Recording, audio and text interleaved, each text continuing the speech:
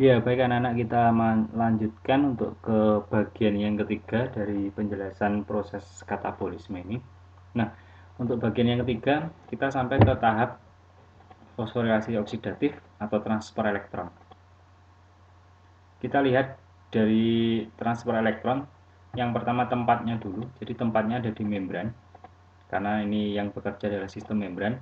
Dan untuk bahan bakunya atau yang mengalami mekanisme transfer elektronnya adalah NADH yang berasal dari glikolisis, oksidasi piruvat atau reaksi antara, dan siklus Krebs.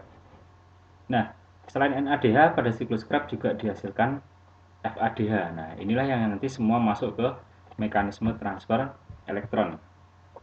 Nah, untuk prinsip utama atau konsep utama dari mekanisme transfer atau transport elektron di sini adalah ada konversi ATP dari NADH atau FADH, NADH atau FADH menjadi ATP.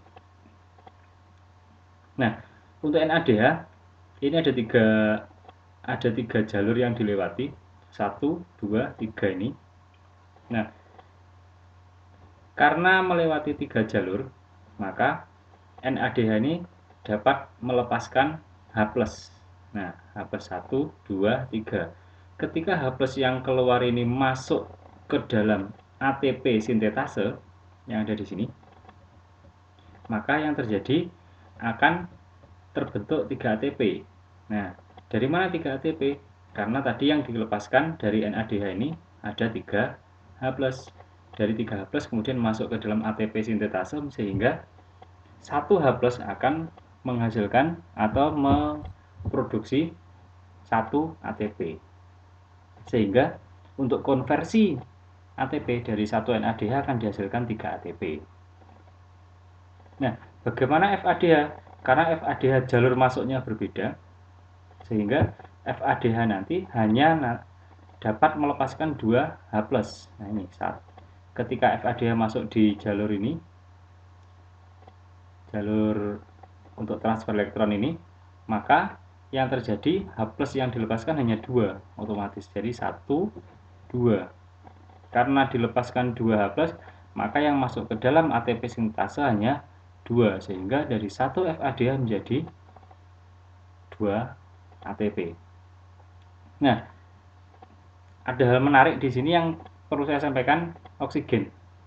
Ketika kita bernafas menggunakan oksigen, apa peran oksigen? Nah, peran oksigen di sini sangat vital, yaitu untuk menangkap H+ dari NADH maupun FADH ini. Jadi H+-nya nanti akan ditangkap oleh oksigen sampai menjadi H2O. Bagaimana jika tidak ada oksigen? Maka reaksi ini tidak akan berjalan. Ketika reaksi ini tidak akan berjalan, maka ATP juga tidak akan terbentuk. Sehingga makhluk hidup akan mengalami kematian jika tidak ada energi. Nah, ini. Jadi oksigen itu pentingnya ada di sini. Nah, jadi bisa kita lihat di sini. Kita review lagi ya. Jadi glikolisis bahannya adalah untuk transfer elektron ini bahannya adalah NADH dan FADH. NADH-nya dari glikolisis dan reaksi antara, sedangkan pada siklus Krebs selain dihasilkan NADH juga dihasilkan FADH. Nah, NADH dan FADH ini nanti akan dikonversi menjadi ATP. Nah, ini prosesnya yang tadi sudah kita lihat. Nah, sekarang kita lihat konversi energi dari NADH menjadi berapa ATP. Nah, karena melewati 3 jalur, maka ATP yang dihasilkan ada 3. Sedangkan FADH di sini nanti melewati 2 jalur, sehingga ATP yang dihasilkan adalah 2. Nah, dari sini. Nah, sekarang ini bagaimana kita menghitung konversi NADH dan FADH dari seluruh reaksi katabolisme? Nah, tentunya kita harus berpikirnya berapa NADH yang dihasilkan di glikolisis, berapa NADH yang dihasilkan di reaksi antara di siklus Krebs, NADH dan FADH-nya berapa. Untuk NADH, glikolisis coba direview, jadi ada 2 NADH yang dihasilkan. Untuk reaksi antara ada 2 NADH, karena 2 pirufat berarti ada 2 reaksi antara. Sedangkan pada siklus Krebs NADH-nya ada 6. Nah, 1 siklus Krebs 3 NADH. Kalau 2 siklus Krebs berarti ada 6 NADH dan ada 2 FADH. Di sini 2, di sini 2, di sini 6. Berarti ada 10 NADH. 10 NADH dikonversi menjadi ATP berarti ada 30 ATP. Selanjutnya ditambah 2 FADH. Jadi totalnya ada 34. Nah, ini hanya dari konversi NADH dan FADH. Nah, sekarang kita hitung. Jika konversi energi ini berasal dari 1 molekul glukosa. Nah, di sini ada titik-titik. Coba kita lihat dari glikolisis. Ada dihasilkan 2 ATP dan 2 NADH. Reaksi antara 2 NADH, siklus Krebs 2 ATP, 6 NADH dan 2 FADH. Coba ini nanti kalian isi. Coba nanti kalian isikan sehingga nanti totalnya ada 38 ATP.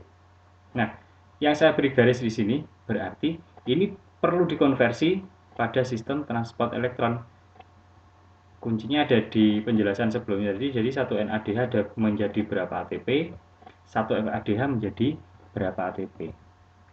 Nah, lakukan perhitungan terhadap jumlah ATP total yang dihasilkan dari respirasi aerob di atas. Nah, jadi dari bahan 1 glukosa nanti dihasilkan 38 ATP. Nah, perhitungannya seperti apa? Nah, itu yang harus kalian lakukan. Yang terakhir, untuk tambahan informasi ya. Jadi, untuk 38 ATP yang dihasilkan ini terjadi pada organisme prokariotik seperti bakteri dan alga hijau biru. Nah, sedangkan pada organisme eukariotik, manusia, terus kemudian tumbuhan dia tinggi, hewan, dan lain sebagainya, itu 1 molekul glukosa akan dihasilkan 36 ATP. Kenapa kok seperti itu? Kita kembali mereview di sini ya. Jadi dari pirufat yang dihasilkan di sini, dari tempatnya di sitoplasma masuk ke dalam mitokondria, mereka memerlukan energi. Karena 2 pirufat diperlukan 2 energi, 2 ATP, sehingga dari total 38 ATP dikurangi 2 ATP untuk masuk ke dalam mitokondria, sehingga menjadi 36 ATP.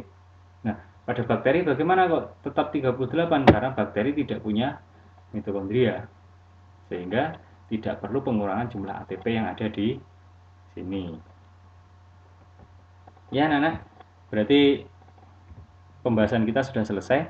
Untuk kegiatan belajar hari ini, berarti kalian harus menjawab ada 7 pertanyaan ini yang jawabannya sudah saya sampaikan melalui penjelasan dan kalian tinggal mereview dan kemudian menuliskan di buku kalian, diupload sebagai bukti belajar. Saya akhiri kegiatan belajar hari ini. Selamat siang dan sampai ketemu lagi pada pertemuan yang berikutnya.